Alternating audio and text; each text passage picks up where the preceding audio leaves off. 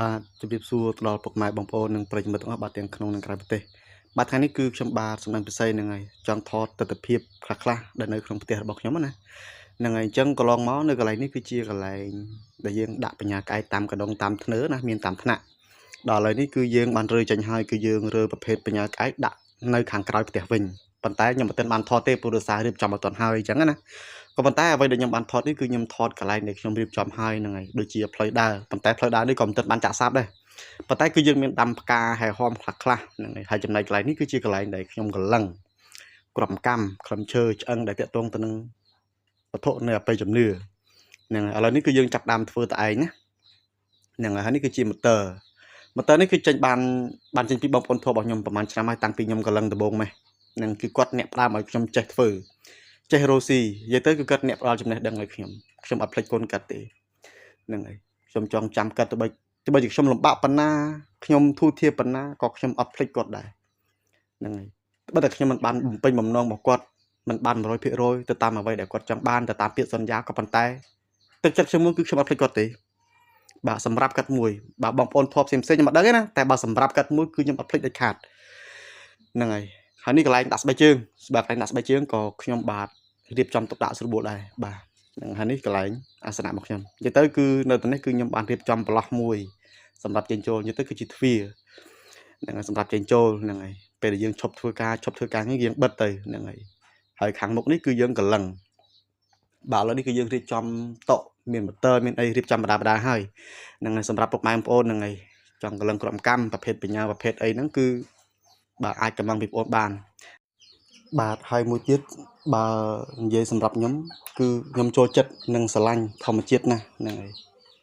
បាទអញ្ចឹងហើយទើបខ្ញុំរៀបចំផ្ទះសម្បែងឲ្យវាមានផ្កាមានដើមឈើតូចធំហ្នឹងហើយនិយាយរួមទៅរុក្ខជាតិទាំងអស់ហ្នឹងគឺវាជួយបំបត្តិ stress យើងហ្នឹងហើយបំបត្តិភាពស្មុគស្មាញរបស់យើងវាជំនួយក្របភ្នែករបស់យើងដែរណាហ្នឹងហើយរុក្ខជាតិបៃតងណាម៉ែបងប្អូនបាទហ្នឹងហើយអញ្ចឹងហើយទើបខ្ញុំព្យាយាមធ្វើកែកុនខ្លះហ្នឹងហើយសម្រាប់ការស្រឡាញ់របស់ខ្ញុំអានេះអ្វីដែលជាខ្ញុំផ្ទាល់ណាបងប្អូនបាទហ្នឹងហើយបាទអញ្ចឹងបន្ទាប់ពីវីដេអូរបស់ខ្ញុំដែលខ្ញុំបានថតបង្ហាញអំពីទស្សនវិជ្ជាហ្នឹងហើយនៅមុខផ្ទះរបស់ខ្ញុំរួចនេះគឺខ្ញុំចង់បង្ហាញពុកម៉ែបងប្អូនតាក់ទងទៅនឹងក្រុមកម្មបុរាណហ្នឹងហើយប្រភេទស្ពឺណាហ្នឹងហើយពួកកម្មស្ពឺហ្នឹងហើយអញ្ចឹងនេះគឺជារបស់បុរាណហ្នឹងហើយទាំងព្រះអង្គក៏ដូចជាក្រុមកម្មដែលយើងហៅថាគ្រាប់ប្រឌិតហ្នឹងហើយដែលសាងចេញពីកែវស្លហ្នឹងហើយខ្លះគេហៅកែវស្លខ្លះគេហៅគ្រាប់ប្រឌិតហ្នឹងហើយក៏ដូចជាប្រភេទឡតហ្នឹងហើយជាប្រភេទឡតកាត់ពីគ្រាប់អញ្ចឹងណាហ្នឹងហើយពុកម៉ែបងប្អូនស្រឡាញ់អាចจะជឿបានរបស់នេះគឺជារបស់លោកគ្រូរបស់ខ្ញុំទេហ្នឹងហើយគឺជារបស់លោកគ្រូរបស់ខ្ញុំទេហ្នឹងហើយទាំងអស់នេះណាហ្នឹងហើយរបស់នេះពីដើមឡើយហ្នឹងគឺគាត់រៀបចំជាខ្សែដើម្បីពាក់ហ្នឹងហើយពុកម៉ែបងប្អូនយើងក៏ធ្លាប់ឃើញខ្ញុំថតដែរអញ្ចឹងណាផុសនៅក្នុង YouTube ម្ដងហើយក៏ប៉ុន្តែការថតពីមុនហ្នឹងគឺយើងអត់បានបំបែកខ្សែទេខ្សែវានៅទាំងដុំអញ្ចឹងណាហ្នឹងហើយលោកគ្រូក៏បានពឹងពាក់ឲ្យខ្ញុំជួយដាក់ជាវក៏ប៉ុន្តែការដាក់ជាវហ្នឹងខ្ញុំគិតថាបើសិនយើងដាក់ជាវទាំងខ្សែទាំងឡតទាំងអីជាព្រះអង្គអីចឹងទៅខ្ញុំគិតថាប្រហែលជាបងប្អូនយើងអត់មានបច្ច័យនៅក្នុងការជាវទេក្រោយមកទៀតខ្ញុំក៏បំបែកខ្សែនេះហ្នឹងហើយការបំបែកខ្សែទាំងអស់ហ្នឹងបាទដោះចេញហ្នឹងគឺដើម្បីយើងបំបែកនៅក្នុងការជាវដើម្បីឲ្យពុកម៉ែបងប្អូនយើងមានលទ្ធភាពនៅក្នុងការយកហ្នឹងហើយបើសិនជាជាវទាំងខ្សែវាទាំងដុលតែម្ដងពុកម៉ែបងប្អូនយើងប្រហែលជាគិតថាมันអាចមានលុយជាវទេព្រោះវាថ្លៃទាំងដុំណាទាំងខ្សែណាហ្នឹងហើយគិតមើលទៅបាទគ្រាប់កម្មតម្លៃផ្សេងឡតតម្លៃផ្សេងស្ពឺតម្លៃផ្សេងព្រះអង្គតម្លៃផ្សេងអញ្ចឹងណាហ្នឹងហើយបើសិនជាពុកម៉ែបងប្អូនយើងបាទចង់បំបេះនៅក្នុងការជាវក៏មិនហ៊ានទៅសុំម្ចាស់គេដើម្បីថាបងឲ្យខ្ញុំសុំជាតឡតទេហ្នឹងហើយអញ្ចឹងបងជួយកាត់ខ្សែខ្ញុំបានអត់ខ្ញុំសុំជាតឡតទេសល់ប្រហែលមួយឯងទុកបានអត់ខ្ញុំជឿថាពុកម៉ែបងប្អូនយើងច្បាស់ជាអត់ហ៊ានទេក្នុងការប្រើពាក្យបែបហ្នឹងឬក៏សំណុំពរបែបហ្នឹងអញ្ចឹងណាហ្នឹងហើយអញ្ចឹងហើយទើបខ្ញុំកាត់ហ្នឹងហើយបាទព្រះអង្គទៅផ្សេងបាទក្រុមកម្មបាទស្ពឺទៅផ្សេងឡតទៅផ្សេងហ្នឹងហើយដើម្បីនៅក្នុងការចែកជាវជូនទៅដល់ពុកម៉ែបងប្អូនយើងនេះគឺជារបស់លោកគ្រូរបស់ខ្ញុំរបស់នេះមួយអង្គនេះគឺជាព្រះក្វាមព្រះកវមបតិហ្នឹងហើយដៃ8ណាហ្នឹងហើយព្រះហស្ថ8ឈប់មើល2 4 6 8ហ្នឹងហើយគឺ8សម្រាប់ព្រះអង្គបុរាណណាពុកម៉ែបងប្អូនបាទពុកម៉ែបងប្អូនយើងត្រូវចាំចេះ របស់បុរាណបើត្រឹមដៃពីរអត់សូវបាក់រោទេប៉ុន្តែដៃ8បុរាណពិបាករោគណាស់បាទរបស់នេះគឺបាននៅក្នុងគីឡូអញ្ចឹងហើយទើបរក្សារូបរាងបាននៅយូរបាននៅស្អាតណាហ្នឹងហើយស្រោបប្រាក់ហើយស្រេចរបស់លោកគ្រូរបស់ខ្ញុំហ្នឹងហើយបាទហើយនេះគឺជាឡតហ្នឹងហើយបាទឡតណាពុកម៉ែបងប្អូនស្រឡាញ់អាចចែកជាទៅបានណាឡតពីរគ្រាប់នេះបាទរបស់បុរាណណាហ្នឹងហើយប្រភេទពពួកគ្រាប់កម្មស្ពឺវាមានចេះពុកម៉ែបងប្អូនបាទអានេះពុកម៉ែបងប្អូនយើងជឿឬក៏មិនជឿអាស្រ័យទៅលើការគិតតាមការគួររបស់ពុកម៉ែបងប្អូនបាទហើយសូមកុំបន្ទោសខ្ញុំអានេះវាគ្រាន់តែជាទស្សនៈរបស់ខ្ញុំទេបាទដូចស្ពឺអញ្ចឹងបាទស្ពឺពុកម៉ែបងប្អូនចាំចេះស្ពឺប្រភេទពពួកស្ពឺពុកម៉ែបងប្អូនធ្លាប់ឃើញផ្លែស្ពឺទេបាទវាមានប្រមាណជ្រុងបាទវាមានប្រមាណជ្រុងហ្នឹងហើយបាទផ្លែស្ពឺវាមានប្រមាណជ្រុងបាទហ្នឹងហើយជាមួយខ្ញុំរោមើលផ្លែស្ពឺវាមានដូចជា6ជ្រុងមែនទេក៏8ទេណា2 4 6មកឈប់2 4 6ជ្រុងមែនទេហ្នឹងហើយស្ពឺដូចជាផ្លែស្ពឺវាដូចជា6ជ្រុងមែនទេបាទគ្រាប់អង្កាំស្ពឺក៏ដូចគ្នាដែរពុកម៉ែបងប្អូនបាទហ្នឹងហើយពាក្យថាស្ពឺគឺគេសំដៅទៅលើជ្រុងរបស់វាជ្រុងផ្លែរបស់វាហ្នឹងហើយជ្រុងឡតរបស់វាមានប្រមាណជ្រុងបើសិនតែវាមានត្រឹមតែ4ជ្រុងអីអាហ្នឹងវាមិនមែនស្ពឺទេបាទវាគ្រាន់តែជាគ្រាប់អង្កាំធម្មតាដែលចាស់បុរាណយើងគាត់សាងបំពេញចន្លោះហ្នឹងហើយទៅលើបាទចន្លោះប្រហោងដូចជាខ្សែអង្កាំឬក៏បំពេញចន្លោះណាមួយដែលគាត់ខ្វះខាតទេប៉ុន្តែបើស្ពឺចំវាមានដូចជាដូចខ្ញុំនិយាយមិញអញ្ចឹងវាមានដូចជា6ជ្រុងមិនអញ្ចឹងបងប្អូនបាទហ្នឹងហើយវាមានដូចជា6ជ្រុងមែនទេ2 4 6ហ្នឹងហើយវាមាន6ជ្រុងហ្នឹងហើយស្ពឺវាមាន6ជ្រុងផ្លែស្ពឺក៏វាមាន6ជ្រុងអាហ្នឹងបានចំជាស្ពឺចំរបស់វាបាទប៉ុន្តែបើមានត្រឹមតែ4ជ្រុងអាហ្នឹងមិនមែនស្ពឺទេអាហ្នឹងវាគ្រាន់តែជាគ្រាប់អង្កាំធម្មតាដែលចាស់បុរាណយើងគាត់សាងមកដើម្បីបំពេញចន្លោះប្រហោងត្រង់ណាមួយបាទក៏ដូចជាខ្សែអង្កាំហ្នឹងហើយខ្សែជាអីផ្សេងទេបើសិនជាស្ពឺចំគឺវាមាន6ជ្រុងហ្នឹងហើយផ្លែស្ពឺក៏ដូចគ្នាដែរពុកម៉ែបងប្អូនអាចចូលផ្លែស្ពឺមកសង្កត់ហ្នឹងហើយមកសង្កត់មើលណាគេហៅថាផ្ដោតមើលណាផ្លែស្ពឺវាមានបានជ្រុងដោយពុកម៉ែបងប្អូនយើងធ្លាប់ពិសាហើយហ្នឹងហើយវាមាន6ជ្រុងអញ្ចឹងអាឡតស្ពឺហ្នឹងក៏ដូចគ្នាដែរហ្នឹងมันស្ពឺចំហ្នឹងហើយរបស់ដែលតាក់ទងទៅនឹងខាងអបិយជំនឿការពារពួកអំពើខ្មោចព្រាយជាដើមស្ពឺគឺគេសំដៅទៅលើហ្នឹងប្រសាទមន្តអាគមហ្នឹងហើយអាហ្នឹងទៅលើស្ពឺបងប្អូនបាទហ្នឹងហើយហើយនេះប្រភេទពួកឡតកាត់ពុកម៉ែបងប្អូនស្រឡាញ់អាចចាច់ជឿទៅបានហ្នឹងហើយបាទអានេះដូចខ្ញុំនិយាយមិនអញ្ចឹងបាទសម្រាប់ព្រះកវ៉ាន់ប្រតិដៃពីរអត់ប្របាក់រោទេមិនសិតជាបាក់រោមកទេព្រះបុរាណណាប៉ុន្តែបើសិនជាយើងនិយាយឲ្យរោតាក់ទងទៅនឹងព្រះបុរាណដែលជាព្រះអង្គកវ៉ាន់ប្រតិដៃ8បាក់រោណាហើយតម្លៃវាក៏មិនធូរដែរពុកម៉ែបងប្អូនបាទពុកម៉ែបងប្អូនគិតថាតម្លៃត្រឹម150 200ពុកម៉ែបងប្អូនខ្លះគាត់អាចគិតថាថ្លៃបាក់ថ្លៃជឿពីគេទៅតម្លៃត្រឹមតែ100ខ្ញុំចង់និយាយទៅត្រង់ចំណុចហ្នឹងខ្ញុំឆ្ងល់ចេះហេតុអីក៏របស់បុរាណយើងឥឡូវក៏ធ្លាក់ថ្លៃម្ល៉េះក៏ធូរថ្លៃម្ល៉េះរបស់បុរាណយើងហេតុអីក៏ធូរថ្លៃម្ល៉េះខ្ញុំពេលខ្លះខ្ញុំអង្គុយគិតរបស់បុរាណខ្មែរយើងឥឡូវហេតុអីក៏ធូរថ្លៃម្ល៉េះអត់ដូចមុនសោះបាទត្រង់ចំណុចនេះគឺតាក់ទងទៅនឹងរបស់កែច្នៃវាសម្បូរពេកបាទវាសម្បូរពេក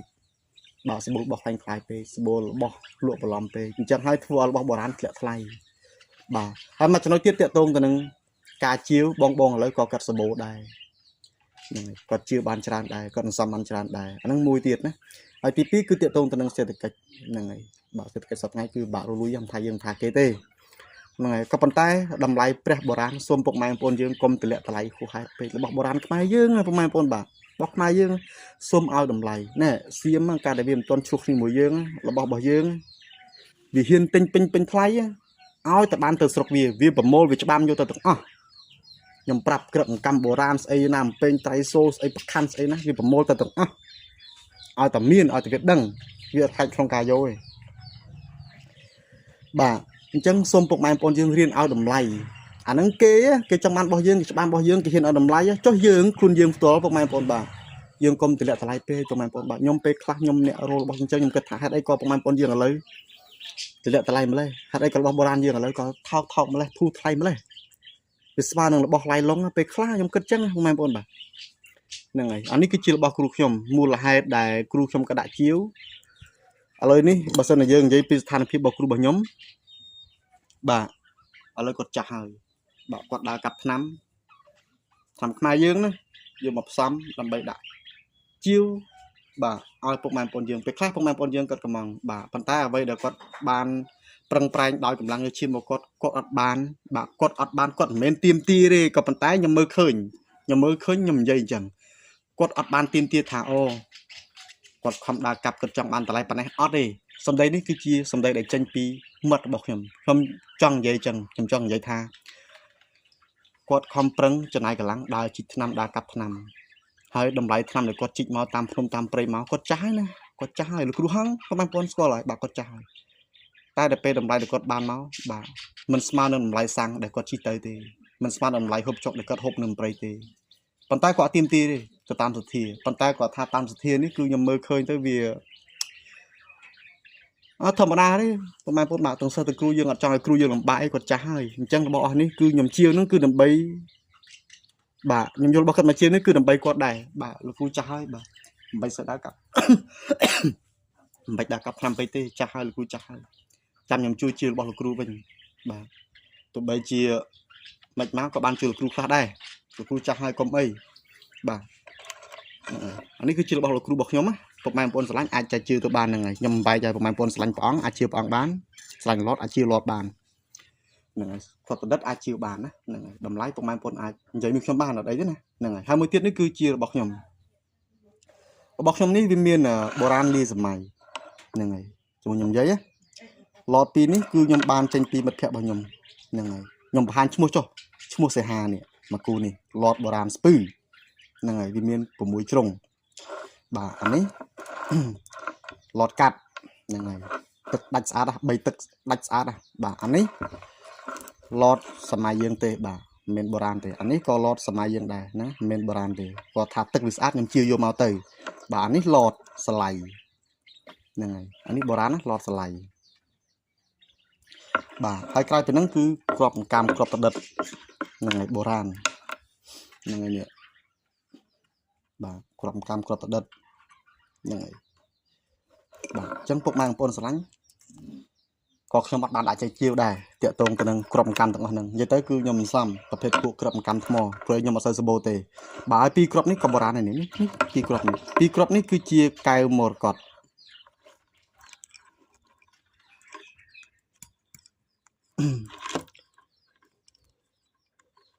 ពីរគ្រាប់នេះគឺជាកែវមរកត